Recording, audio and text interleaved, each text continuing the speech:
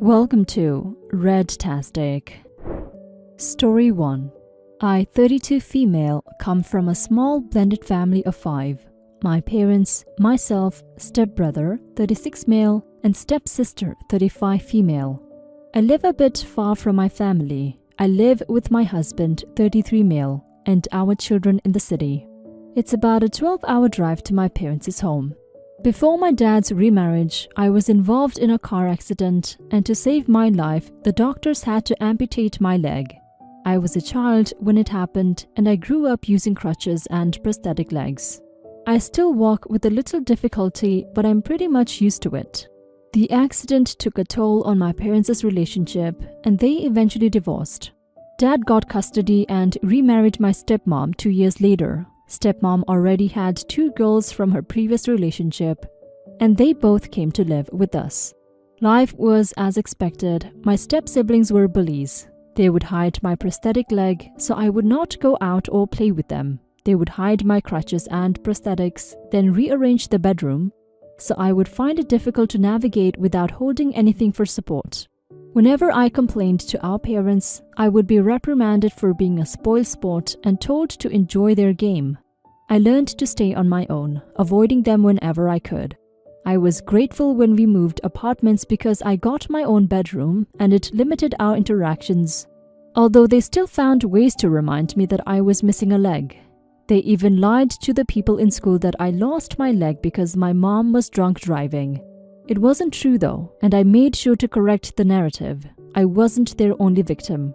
My step-siblings were open about their dislike for people with disabilities. They believed that people with disabilities were liabilities and should be treated as such. They got meaner as teenagers but were rarely punished because they were good at wiggling their way out of it or threatening to hurt their victims. Things got better when they both left for college.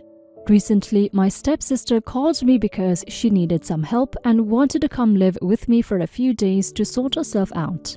My stepsister and I were both successful in our different careers until things got awry for her. I chose a career in tech because it was fast-tracked without needing constant mobility.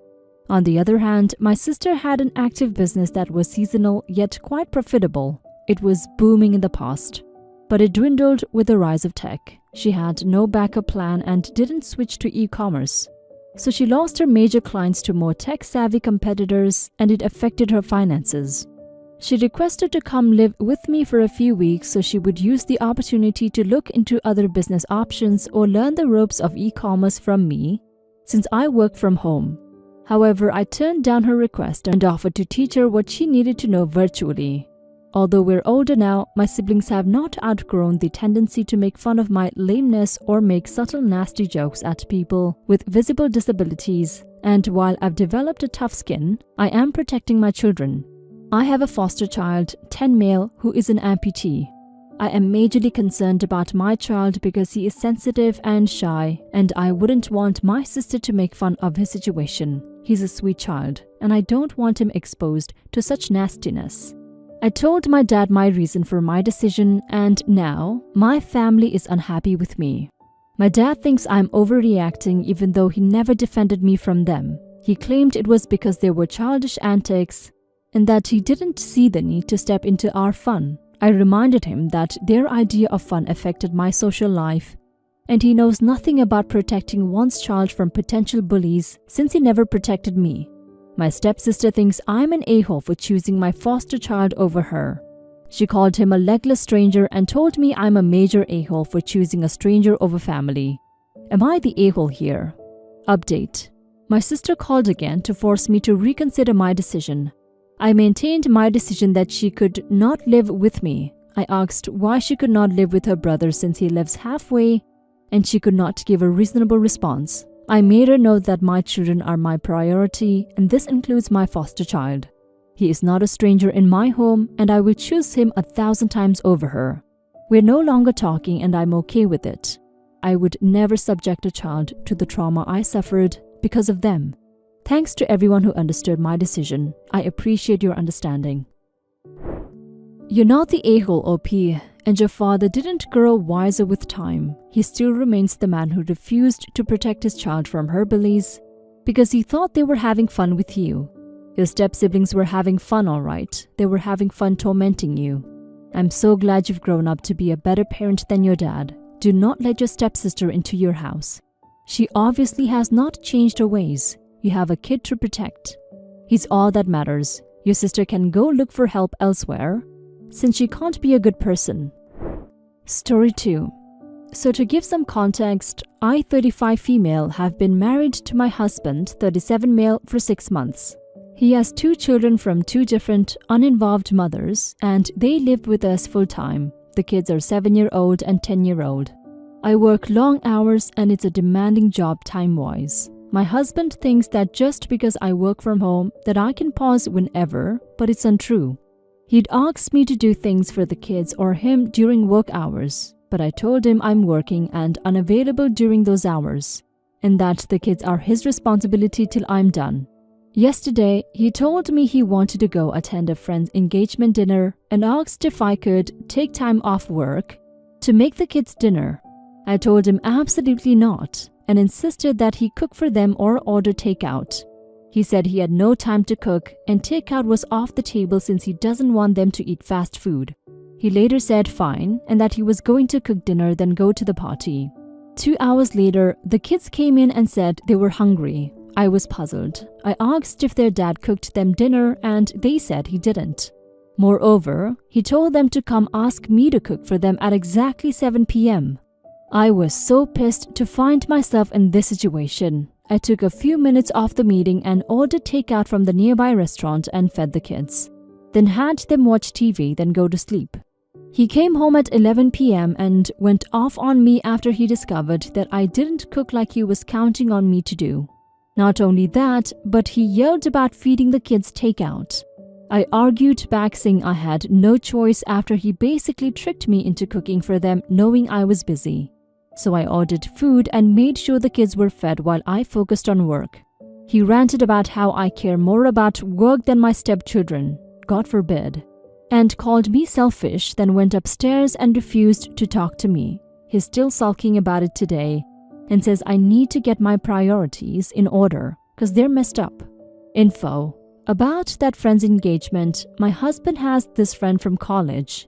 They're close and he couldn't miss the event. Moreover, he said he was upset with me for missing the event and now refusing to cook a homemade healthy meal and ordering takeout knowing it's a no-go for him.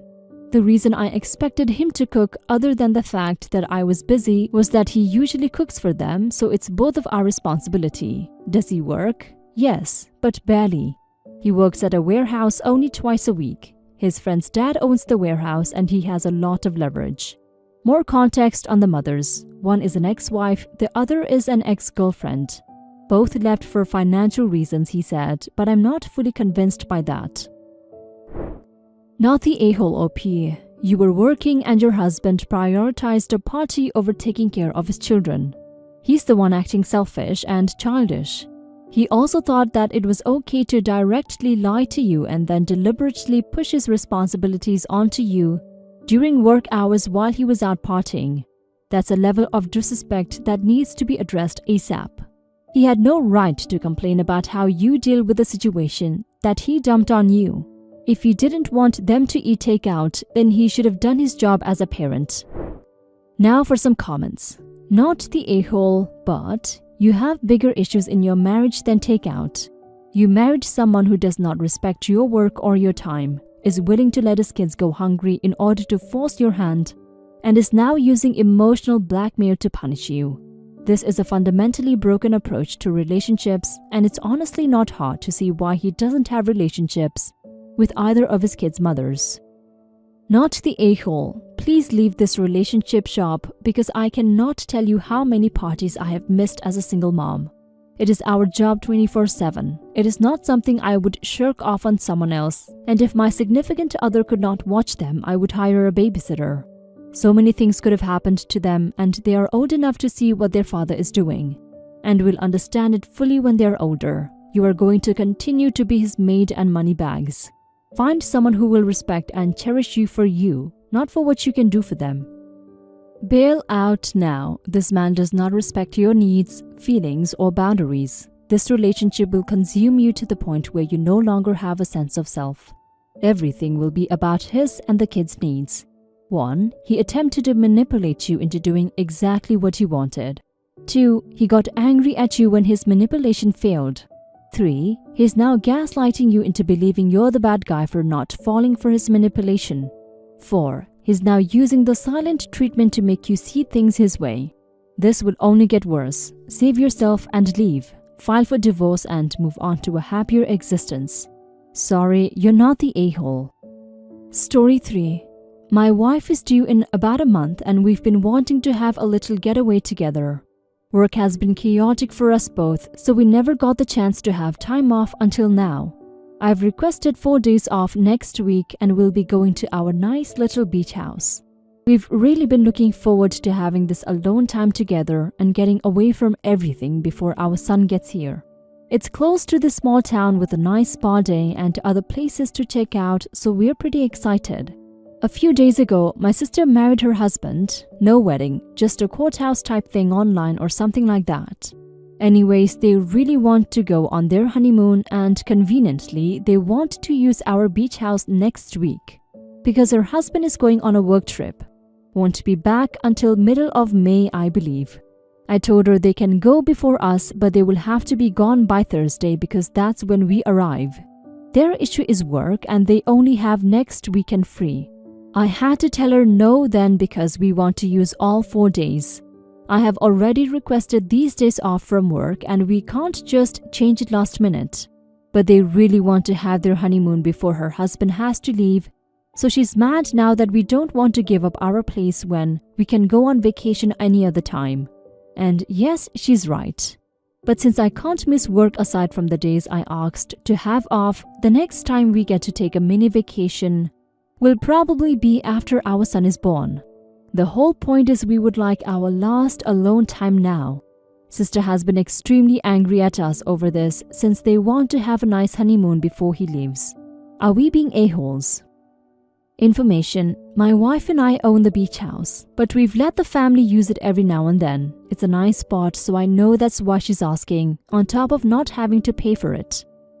Now for some comments. Her argument of, you can go anytime is invalid. Now is the only time you can have some alone time for a long while. And even then you will have to get someone to look after your child. They only have to wait until her husband is back, and he may not even be that long. It's bad luck that the dates cross, but they will live. Even if you weren't expecting a child, you would not be the a-hole. It's your house. Not the a-hole. And no, you can't go on vacation any other time because you're about to be parents and you won't be just a married couple anymore. You'll be a family with a young child. Vacationing with a baby or toddler is a much different experience from vacationing as a couple.